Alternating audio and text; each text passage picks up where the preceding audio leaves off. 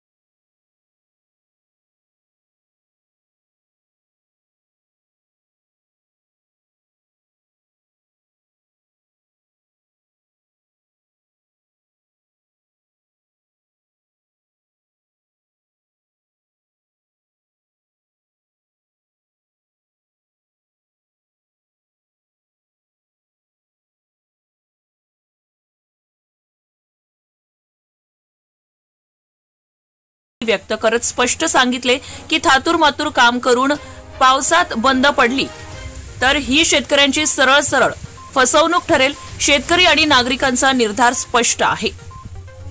काम सुरू झालेल्या गावांमध्ये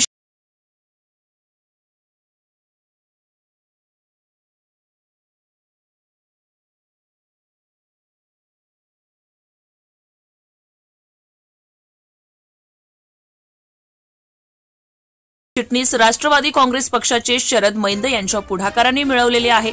आता प्रशासनाची खरी परीक्षा सुरू झाली आहे। कामांचा दर्जा, गती व पूर्णतः हीच खरी कसोटी ठरणार आहे। शेतकरी गप्प बसणार नाहीत। यावेळी आवाज उठला तर तो थांबणार नाही असंही शरद मैंद म्हणाले आहे। वेद न्यूज पुसद। निर्भीड बातमीपत्र, सत्य आहे ते दिसणारच। जनसामान्यांचे हक्काचे व्यासपीठ म्हणजेच वेद न्यूज।